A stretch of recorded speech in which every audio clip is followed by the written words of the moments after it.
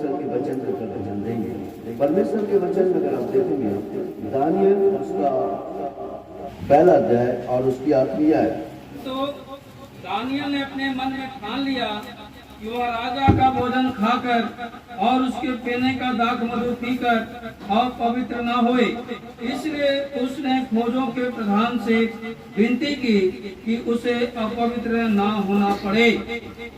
अब आप यहाँ पर देख रहे हैं, दानियल ने जो एक बात को, ये जवान थे, ये 15-16 साल की उम्र के थे जिस समय ये लोग वहां गुलाम बनकर गए राजा के यहाँ।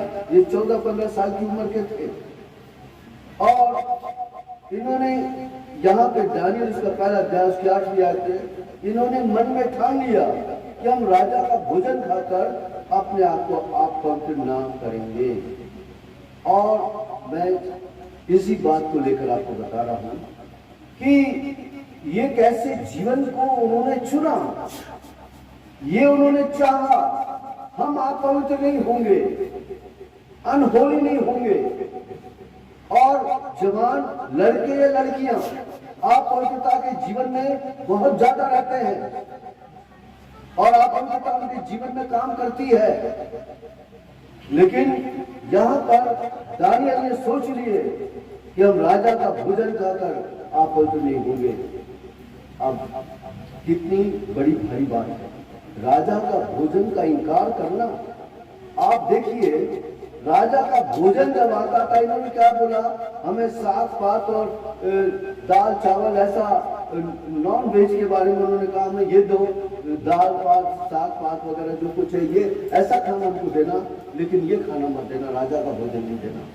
क्योंकि राजा का भोजन खाएंगे तो पहली बात है वहां पे कई प्रकार के जवान लड़के मिलेंगे। जवान लड़कों में आपस में जो बातें होंगी वो हमारे कानों में आएगी, और जब वो कानों में आएगी वो बातें हमारे दिमाग में काम करेगी, और वो दिमाग में काम करने के बाद हमारे शरीर में काम करेगी और हमसे पाप होगा।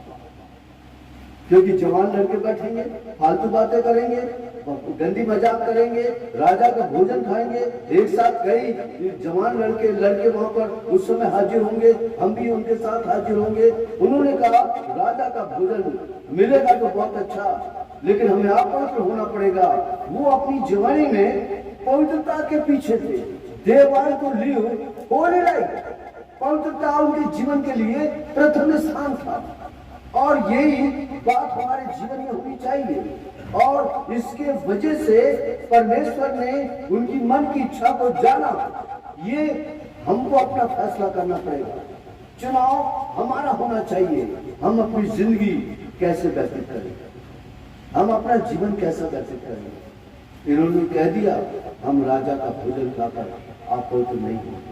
आपको मालूम है, और हम जानते हैं, और वैसे भी इतिहास पढ़ोगे तो मालूम पड़ेगा, चाहे वो मुगल के राजा का हो चाहे दूसरे राज्यों का हो, उनके खाने की सुगंध, उनके खाने का चावल, उनके खाने के चिकन फ्राई, चाहे मटन फ्राई, चाहे फिश फ्राई, चाहे जो भी हो, जो बनता होगा इतना खुशबूदार होता होगा कि भूख कई गुना ज्यादा बन जाती होगी। और बड़े चाव के साथ, बड़े आनंद के साथ और बड़े टेस्ट के साथ वो खाना में उनको लोगों को आनंद आता। साथ में शराब भी उनको मिलती थी ताकि वो खाना डाइजेस्ट भी हो जाए। तो ये इतनी सारी चीजों का इनकार करना, इतना रिफ्यूज करना और इतना प्रभु के नाम से खड़े होना, ये बड़ी भारी बात है। उन्होंने मन में ठान लिया, मन में ठाना नहीं, उन्होंने एक्शन, लाइन ऑफ एक्शन लिया। मन में ठान लेना अलग है, लेकिन ठानने के बाद हम कई प्रतिज्ञाएं होली कॉन्ग्रेगेशन में, पवित्र महासभा में, दुख में, मुसीबतों में, परेशानी में परमेश्वर से प्रार्थना करते, प्रभु तू भला चंगा कर देगा तो मैं तेरे लिए ये करूंगा, तू भला चंगा करेगा तो मैं तेरे लिए ऐसा जीवन व्यतीत करूंगा, तू भला चंगा करेगा तो तेरे लिए मैं प्रचार करूंगा, तू भला चंगा करेगा तेरे भवन में नित्य जाएगा। बहुत सी बातें हम ठान लेते हैं, लेकिन भले चंगे भी हो जाते हैं, फिर भूल जाते हैं, फिर जैसा हम अपने जीवन में जीना है फिर वैसा जीने लगते हैं। लेकिन उन्होंने मन में ठाना राजा का भोजन जो भी हो, इन्होंने मना कर दिया। तो इसका मतलब यह है संसार का राजा भी क्या जानता है, भोजन भोजन देना जानता है। आपको मालूम है मिस्र से इस्राएली लोग निकले थे, इनको क्या याद आने लगा? मिस्र की लहसुन और ये मैं आपको बता रहा हूं, ये just for your knowledge, just for my knowledge, मेरे ज्ञान के लिए और आपके ज्ञान के लिए। ये मिस्र का लहसुन और प्याज, मिस्र की बातें, संसार की बातें शैतान हमारे दिल दिमाग में डालता है, इसका वो पीछा नहीं छोड़ेगा। मिस्र से तो निकल गए, पर मिस्र की बातें उनके दिल दिमाग से नहीं निकली। आज हम लोगों ने बहुत से विश्वासी भाई लोग यहाँ पर हैं जिन्होंने पापों से छुटकारा पाया, जिन्होंने मुक्ति पाया, जिन्होंने नया जीवन पाया, जिन्होंने उद्धार तो पा लिया, लेकिन वो मिस्र का लहसुन और मिस्र का प्याज वो याद आता है। बड़ा टेस्टी था, बड़ा अच्छा लगता था, मसालेदार खाना अच्छा लगता था। ये क्या रोज मन्ना ही मन्ना मिलता? चल तो संसार, फिरौन, शैतान और दुनिया का राजा जो हमें भोजन देना चाहता है, और आज के जमाने में सबसे बड़ा भोजन हमारे मोबाइल में नहीं, हमारे हाथ में है। मोबाइल में रहना अलग है, छोड़ दो मोबाइल हम रखेंगे, लेकिन इसके बिना जी नहीं पाते हैं। ये जेब में अरे बाइबल ना हो, बाइबल हमारे हाथ में नहीं हो, हमारे पास नहीं हो, लेकिन क्या होगा? क्या होगा? अरे मोबाइल होगा। इसमें इतना संसार का खाना है, इसमें इतना संसार का भोजन है, आंख देखने से रुकती नहीं। जीवन हमारा और इच्छा बहुत बढ़ती है। पुराने फिल्मी गाने छोड़ दिए हैं, देखते नहीं है। अगर मूवी आपके सामने आ जाते तो क्या करते? सुने भाई, सुने, ये संसार का खाना है।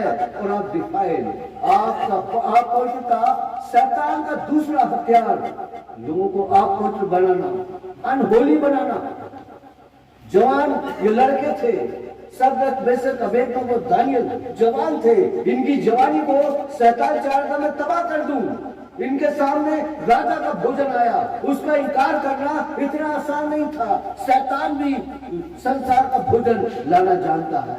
यीशु मसीह को भी जब भूख लगी तो संसार के भोजन की शैतान ने बातें करी, और हमारे सामने भी कई बार ऐसी चीजें, आंखों की अभिलाषा, शरीर की अभिलाषा, जीविका का घमंड और कई प्रकार के अशुद्धताएं और पाप हमारे सामने आ जाते हैं।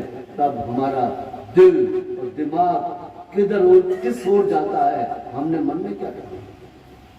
हमने मन में क्या ठाना?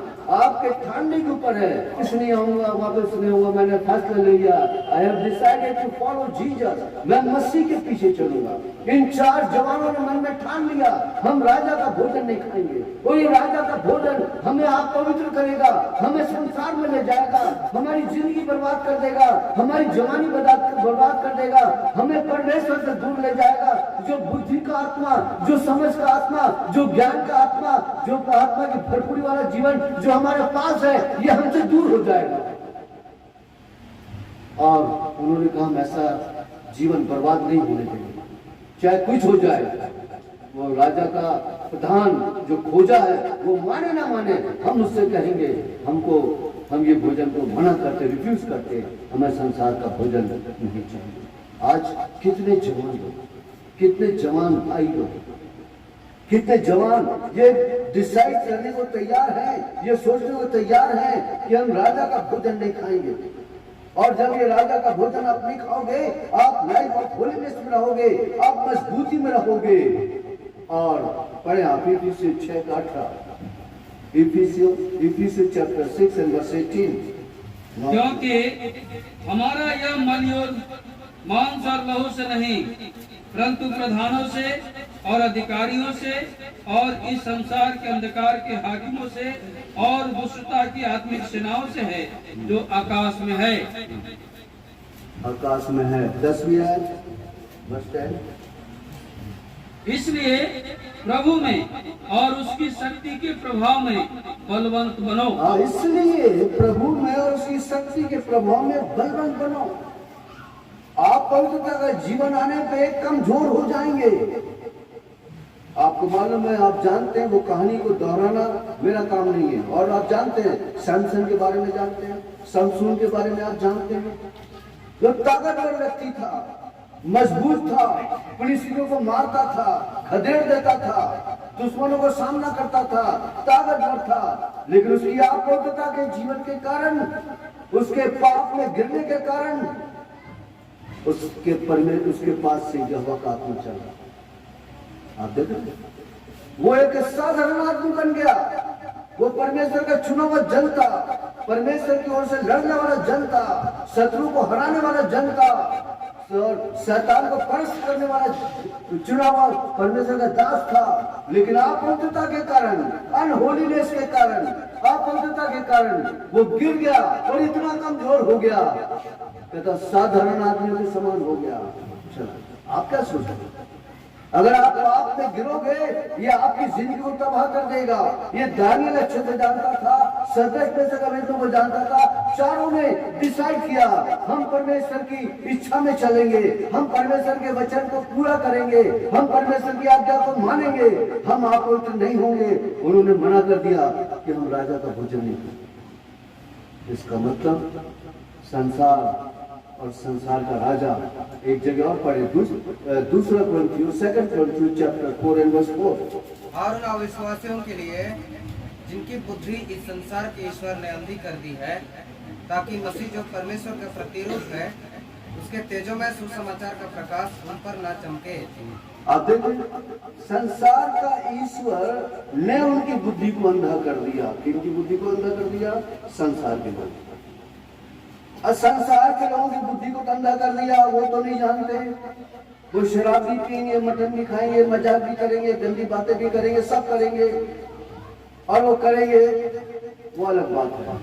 लेकिन संसार का ईश्वर, शैतान, फिरौन, राजा, जो संसार का है, किंग ऑफ दिस वर्ल्ड, इस संसार का जो राजा है, वो भी हमारी बुद्धि को ब्लाइंड कर देगा, हमारी आंखों को अंधा कर दे। इफिसियों चैप्टर 1 एंड वर्स 18 पढ़े। इफिसियों उसका पहला अध्याय, जल्दी पढ़े। इफिसियों उसका पहला अध्याय, उसके 18 है।